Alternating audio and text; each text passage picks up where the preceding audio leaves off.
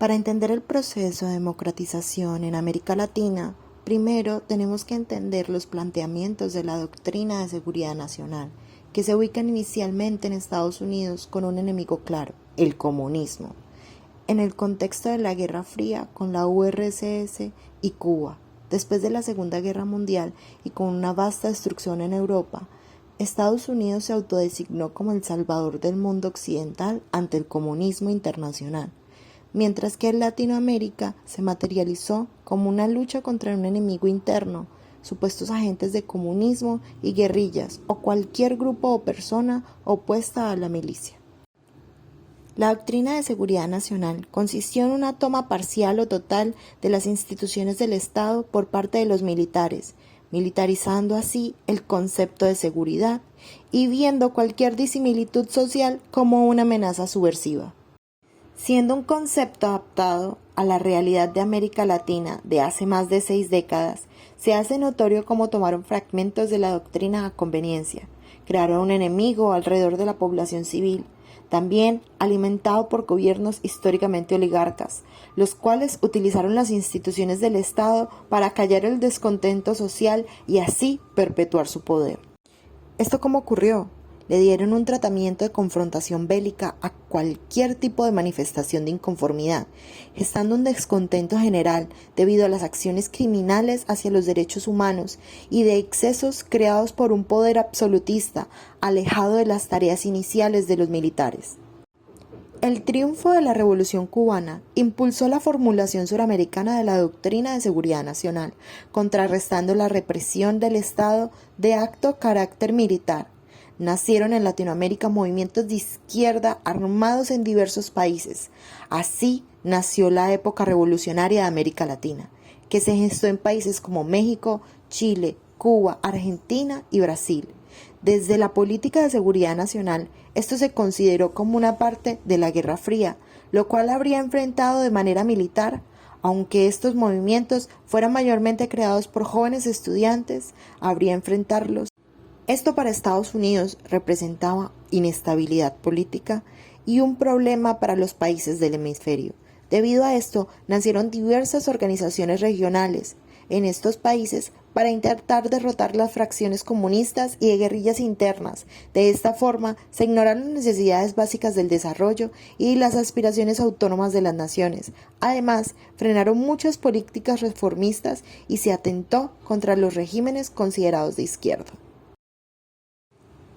Después de la Guerra de Vietnam, el gobierno de los Estados Unidos se enfrenta a la oposición interna contra las guerras. Los ciudadanos no entendían el gasto público y humano de estas, lo cual obligó al país a dar un paso al costado y suspender las actividades bélicas en el mundo, entre esas el cese de inyección de capital a las milicias de América Latina. Como resultado, fue insostenible la política de seguridad nacional en los países latinos, debido a la insolvencia de sus ejércitos y la inconformidad de la población con estos en el poder. Eventualmente, se le dio paso a nuevos regímenes ideológicos y políticos como la democracia representativa. Como resultado de la doctrina de seguridad nacional, quedaron brechas irresolutas en la sociedad entre las oligarquías y las clases menos favorecidas, lo cual dificulta un sentimiento de unión social y por consiguiente una laxa y desinteresada sociedad civil, afectando directamente a la democracia, además de la credibilidad por el Estado y sus instituciones. Una vez acabadas las guerras en América Latina, se sumergió en conflictos locales más que internacionales, entre ellos la corrupción y el narcotráfico.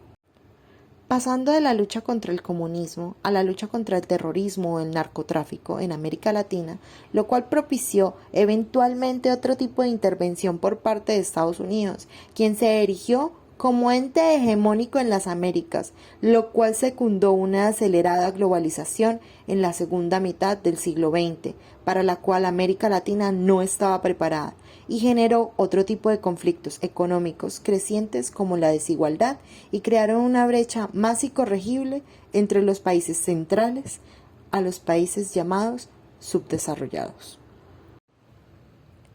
Adentrándonos en la democracia latinoamericana, que ha sido, cuando menos accidentada, y esto incluso remontándose a los primeros tiempos de la República, donde solo los hombres con educación tenían voz y voto, eventualmente se impondrían políticas sociales y económicas basadas en modelos eurocentristas, los cuales no tenían mayor validez en la realidad latinoamericana, lo cual creó un terreno escabroso para la democracia y otros modelos económicos y políticos.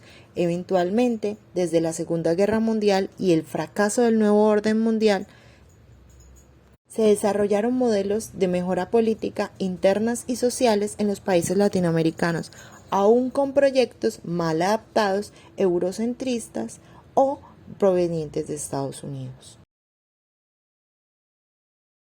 En el 2001, después de varias reformas económicas en América Latina, el Programa de las Naciones Unidas para el Desarrollo impulsó un proyecto de debate sobre la democracia en la región, con el objetivo de generar un espacio en el que los latinoamericanos pudieran reflexionar y elaborar una propuesta para fortalecerlo. En la década de los 70 y 80, el desafío de la dictadura en América Latina era remover a los gobiernos autoritarios e instalar gobiernos surgidos de elecciones competitivas. La clave era apreciar la democracia y no considerarla, como en épocas anteriores había sido el caso, como algo carente de valor en sí mismo. A medida que el temor a una vuelta del autoritarismo se disipó, en América Latina entró una nueva etapa de política, la posttransición.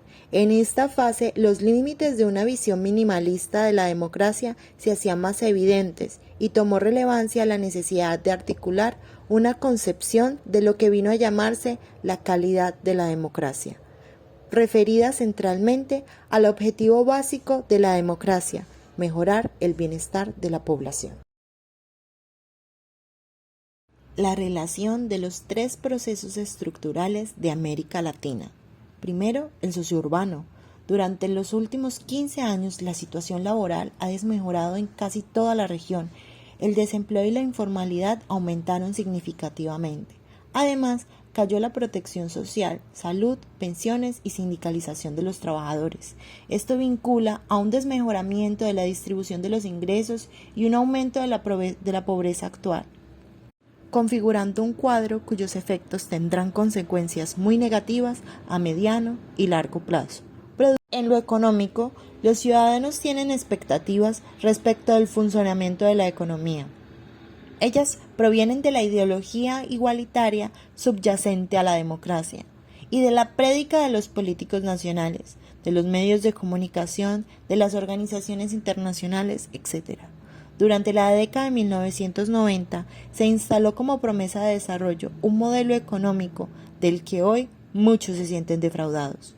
Además, la percepción de una parte importante de los ciudadanos es que las políticas seguidas produjeron insuficiente crecimiento aceptable, pobreza y desigualdad crecientes, además de un desmejoramiento de la situación laboral.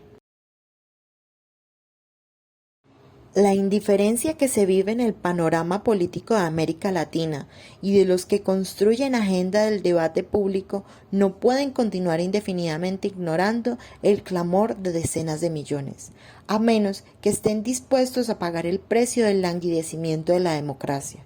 Por primera vez en la historia, una región en desarrollo y con sociedades profundamente desiguales está, en su totalidad, organizada políticamente bajo regímenes democráticos. Así se define en América Latina una nueva realidad sin antecedentes.